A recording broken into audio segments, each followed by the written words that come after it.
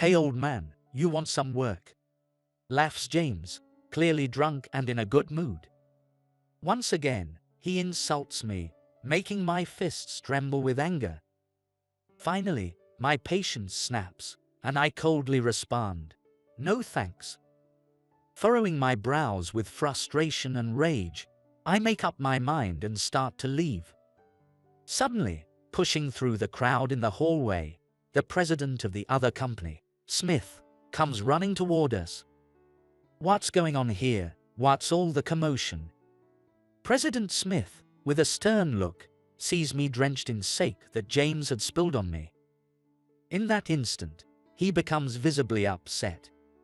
James, still oblivious to the situation, looks at his father, President Smith, with a puzzled expression. He will soon regret what he has done.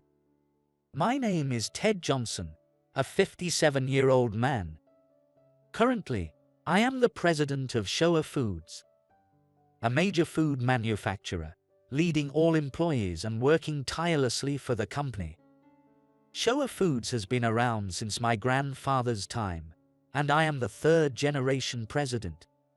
When I was little, my father, already the second president, devoted himself to the company and worked passionately every day. When my father took me to observe the company and its operations a few times, I eventually began to dream of working at the same company. I dedicated myself to my studies to join my father's company and pursued an education in economics at college. During job hunting, I applied to Showa Foods as my top choice and was delighted to receive an offer. After graduating from college and joining the company, I learned the ropes like any other new employee. By the time I joined, everyone already knew I was the president's son and a candidate for the third president.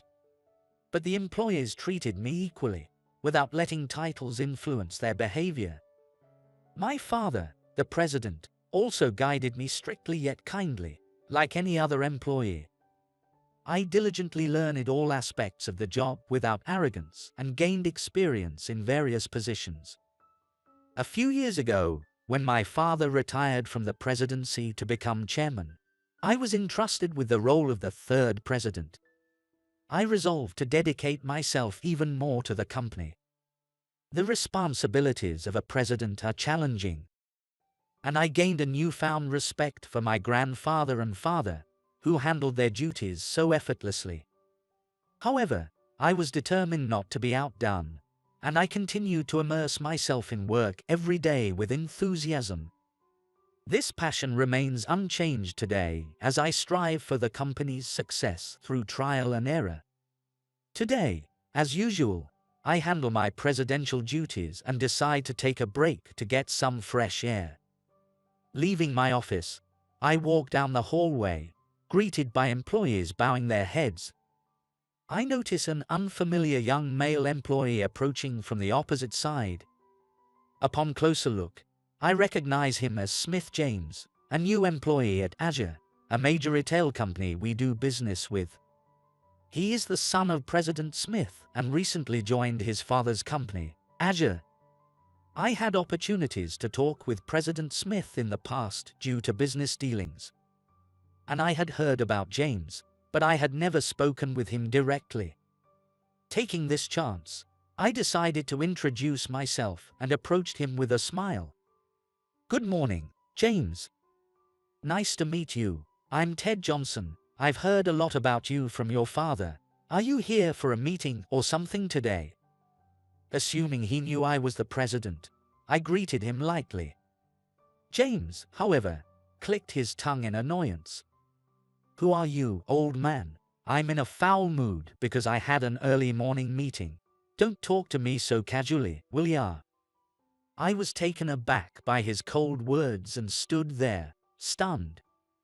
Apparently, James doesn't know I am the president. Considering he had just joined the company, he probably hadn't memorized all the faces of the partner company presidents yet. Accepting this, I decided to introduce myself more clearly. "I apologize. Let me properly introduce myself. As I mentioned, my name is Ted Johnson. Actually, I am the president of this company. As I started to introduce myself again, I reached for my business card. Suddenly, James waved his hand dismissively, cutting me off. Yeah, I'm not interested. You're probably just some nobody employee. Sorry, but I don't have time to deal with dirty old employees like you. Just so you know, I'm the son of the president of this company's partner, Azumi. Show some respect. Placing his hands on his hips, he began to look down on me, mixing in harsh words to inflate his own importance. Seeing James's behavior, I muttered to myself, just as the rumors say. According to the gossip, ever since he joined Azumi, he has been throwing his weight around, using his father's position as president to boss other employees.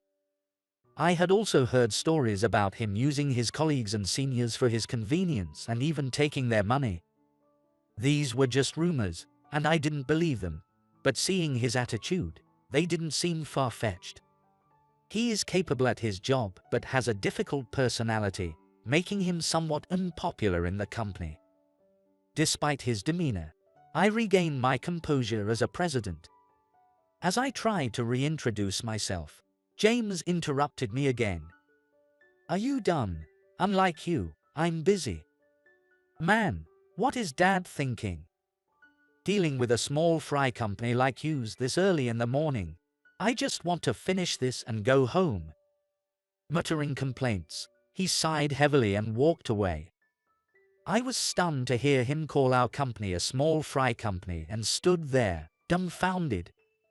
Realizing he mistook me for a regular employee rather than the president, I scratched my head, thinking about what to do. It wouldn't help to dwell on it. So I decided to explain properly next time we met and resumed walking down the hallway as if nothing had happened. A few days later, I was dressed as a janitor, cleaning the halls and windows. Though usually busy with my duties as president, I've always liked cleaning and would help out whenever I had time. I use this as an opportunity to observe the company's situation, which helps me in my presidential duties. Helping with cleaning tasks was something I decided to do on my own, despite being repeatedly stopped by my secretary and executives. However, being both a neat freak and stubborn, I didn't stop no matter how much they told me. Finally, they gave up and reluctantly allowed it, saying, if it helps with your duties. So now I openly help the janitors during my breaks. Today, after finishing the usual cleaning and starting on the smoking room, a young male employee walked in. It was James again. He must have come to our company for business again. Forgetting that I was in a janitor's uniform, I cheerfully greeted him. Hey, James, good to see you again. Working hard today too, right? He glared at me with displeasure once more. After a moment of staring, he seemed to recognize me and exclaimed, You're that old man from the other day. What's with the janitor's outfit? Did you finally get fired for being useless? Still as rude as ever, he looked down on me. Not letting it bother me, I realized with embarrassment that I was indeed in a janitor's uniform and let out a modest laugh. Actually, I enjoy cleaning. Sometimes I help out during my breaks. I was just cleaning the smoking room, but since you're here, I'll come back and finish it later. With that, I quickly put away my cleaning tools. As I finished cleaning up and was about to leave the smoking room, James smirked and, for some reason, began scattering trash right in front of me. He even overturned the trash can full of cigarette butts. While I stood there in shock, James laughed gleefully. You like cleaning, right? I made it dirty just for you. So enjoy your cleaning. He laughed loudly and extinguished his cigarette in water. James then dropped the cigarette butt in front of me and threw his half-drunk can of coffee on the floor before leaving the smoking room. This time, I was furious and rushed out to scold him, but he had already disappeared. Suppressing my rising anger, I clenched my fists quietly. Although I was infuriated, staying angry wouldn't help, so I quickly cleaned up the mess before any other employees arrived. I decided that I would confront James the next time I saw him. A few months passed without encountering James, and I continued with my usual presidential duties when suddenly I received a call from Azumi, one of our business partners. They informed me about an upcoming networking event and invited our company to participate. Such events are great for exchanging information and fostering relationships with partners and other companies. And it would also give me a chance to meet James again. I saw this as an opportunity to address the disrespect I had experienced before. So I readily accepted the invitation and decided to attend the event with several colleagues. On the day of the event, I arrived at the venue with other employees and began greeting our business partners. While making my rounds, I kept an eye out for James, but he seemed to be running late. I sighed in exasperation, noting his tardiness. After finishing my rounds of greetings, we all enjoyed some drinks and chatted, exchanging information. As the alcohol started to kick in, I got up to go to the restroom in the hallway. After washing my hands and straightening my hair and suit, I headed back to the venue and ran into James, who had arrived late. He was already drinking, holding a sake bottle in one hand, his face flushed red like an octopus, and hiccuping cheerfully.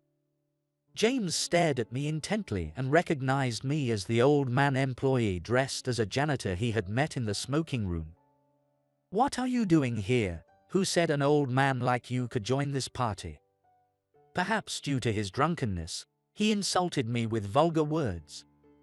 Remembering the previous incident and feeling anger rising again, I immediately started to scold him. What you did the other day was terrible. What you did is unforgivable as a person. Apologize." Using stern words I rarely employed, I reprimanded him harshly. James's already red face turned even redder with anger, and he threw the sake he was holding at me. I quickly raised my arm to shield my face, surprised. Luckily, the heat was bearable, and I didn't get burned. But instead of apologizing, James laughed loudly and pointed at me. "What a fitting look for you. How does it feel to be soaked in sake? Feels great, doesn't it?"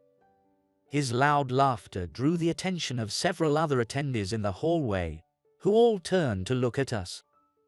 As soon as the attendees saw my suit stained with alcohol, their faces turned pale, and they began to panic. However, James didn't seem to care about the commotion around him.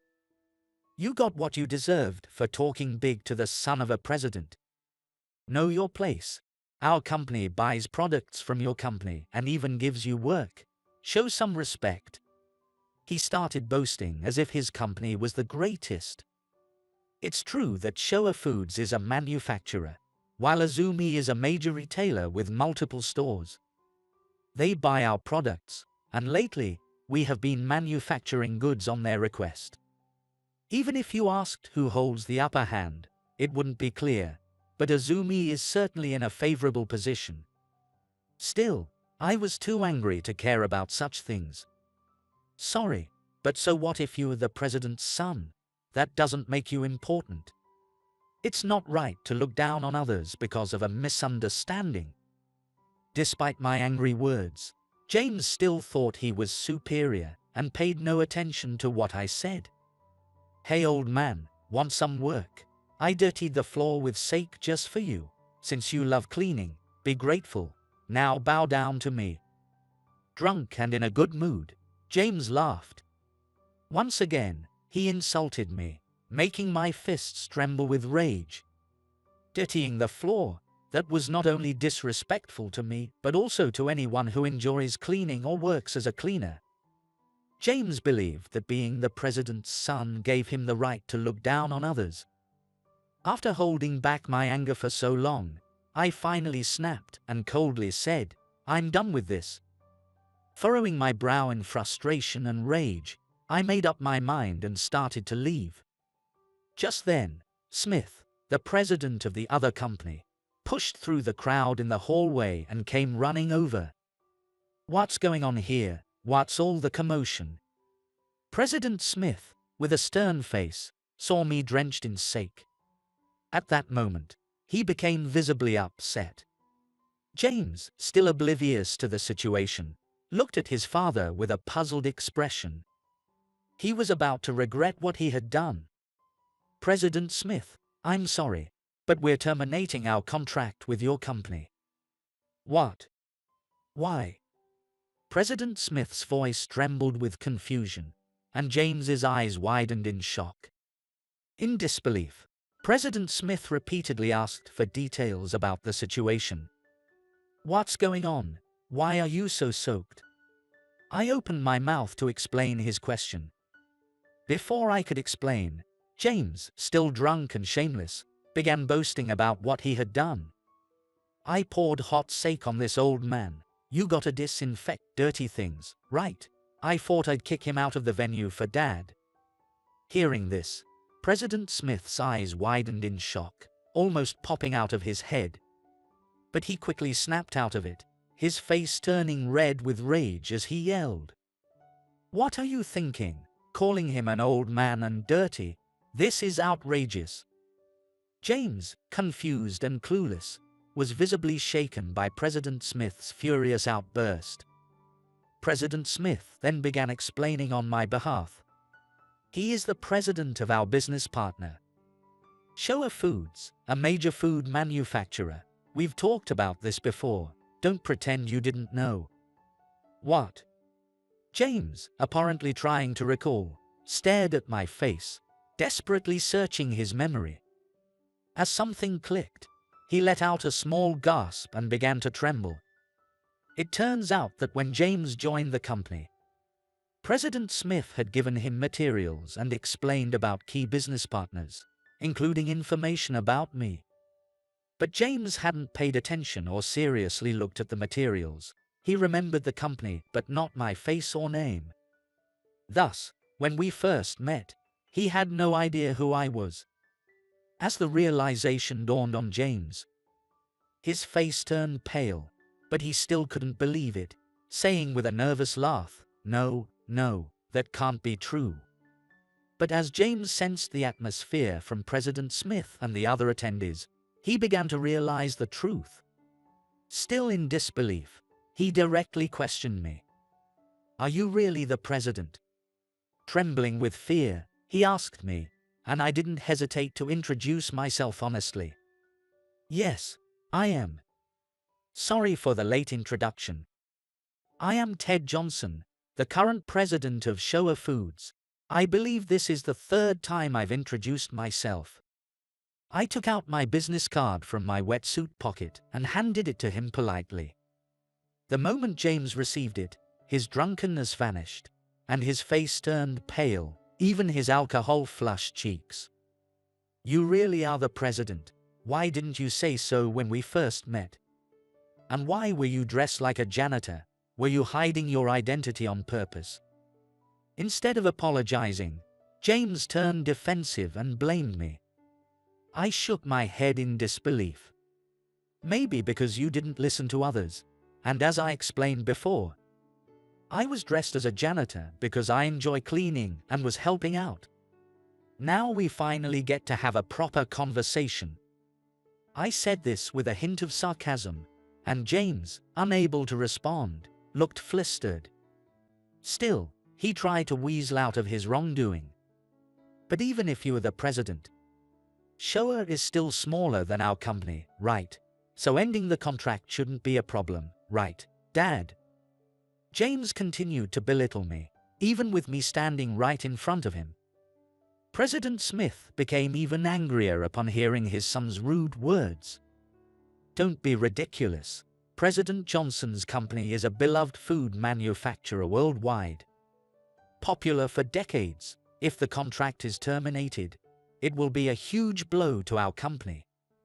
As President Smith anxiously explained, James stood there, mouth agape in shock. In fact, my company had been widely and deeply loved domestically since my grandfather's generation. Under my father's leadership, it gained global popularity and was always in high demand among partners. One of those partners was Azumi, with whom we had a long and strong relationship. We frequently collaborated on products and developed items based on their proposals. Terminating the contract would severely impact them, making it impossible to sell some products and significantly affecting their performance. Finally understanding the situation, James sobered up and regained his composure. Fearfully and hesitantly, he apologized. "President Johnson, I am truly sorry for what happened."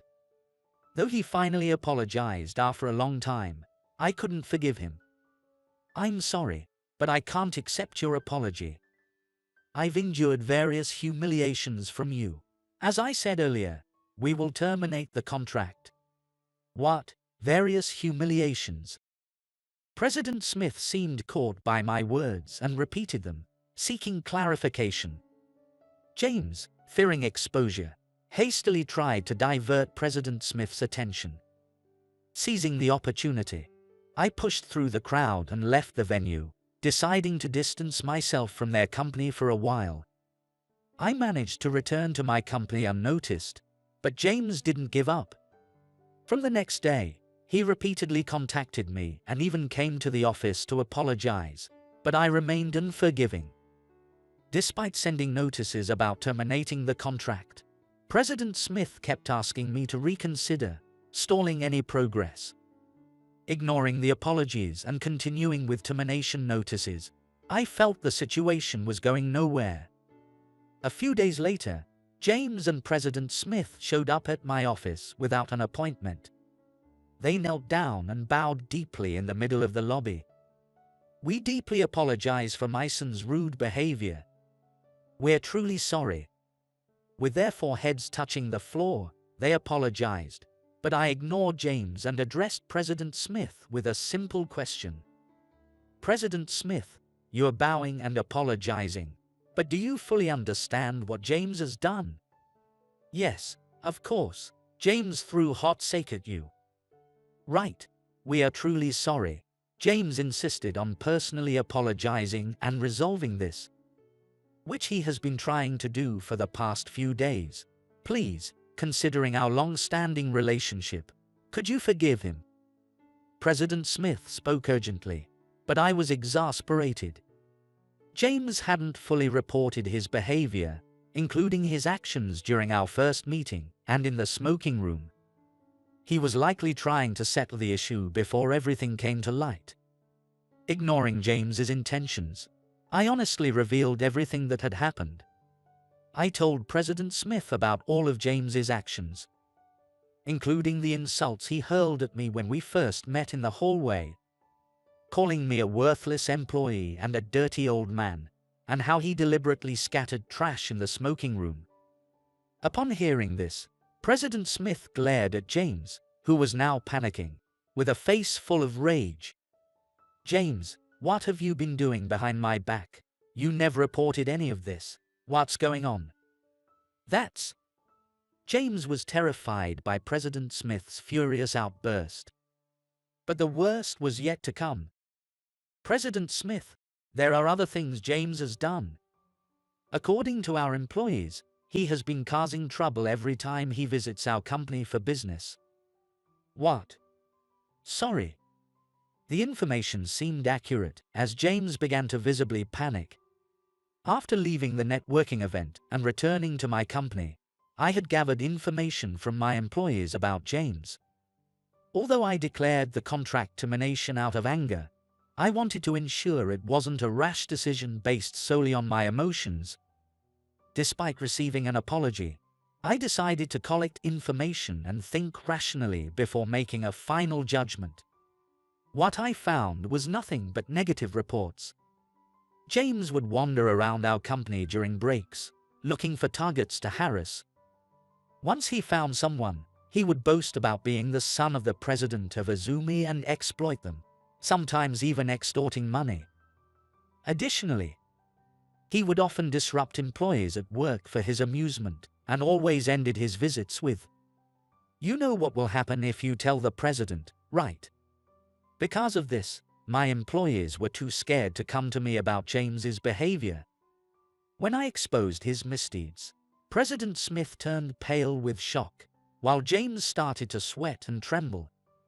After hearing all this, I've decided that I can no longer maintain a good relationship with a company that has such a troublesome employee. My decision to terminate the contract stands. As I express my desire to end the contract, President Smith's face turned ashen, and he bowed deeply again. We are truly, deeply sorry. I don't know how to apologize to you and your employees enough. James, you keep bowing until your head is worn down. President Smith grabbed James's head and forced him to bow. I'm so sorry. Please forgive me. I got carried away because of my president's son title. I was just letting off steam by harassing others. Crying and explaining his reasons, James begged for forgiveness, but I couldn't forgive him anymore. He didn't just trouble me, he also caused significant distress to my valuable employees. While our company might take a hit, it was better than having my employees endure such stress. I was also once the president's son, but I never acted like you. Watching my father, the former president, I aspired to be a respectable leader. Did you ever truly watch and learn from President Smith? Looking him in the eye for the first time in a while, I asked. James, unable to respond, hung his head in silence. President Smith, now even angrier, began yelling at James again, acting selfishly and causing trouble. You've gone too far, you are fired, and you'll pay for all the damages caused by this incident. Hearing this declaration, James, who hadn't expected to be fired, clung to his father's legs in desperation. Wait, please, don't do this. I'm the next president, right? If I leave, who will take over? That's old news. We don't need an employee like you. I'll find a reliable person to be the next president. You're disowned as well. James, who had once been the promised successor, saw his future come crashing down due to his own actions. President Smith pushed him away and walked back to the company alone. As James reached out, crying, he turned to me, clinging to my legs and begging for forgiveness. Please, help me, convince my father. Tearfully, he pleaded, but I, like President Smith, pushed him away and returned to my office. James, left crying in the middle of the lobby, was soon escorted out by security and walked back to his company in despair. Later, he was called into President Smith's office, where he faced further scolding. Once the lecture ended, he was officially fired and held responsible for the damages caused by the termination of our contract. Furthermore, he was disowned by his family, leaving him with massive debts. Though he tried to find another job to repay his debts, his troublesome personality was quickly discovered during interviews, and no one would hire him. Time passed, but his situation only worsened. Eventually, James gave up on finding a new job and started taking on multiple part-time jobs. However, his bad attitude caused problems with customer service, leading to daily troubles. As a result, he got fired from his part-time jobs as well.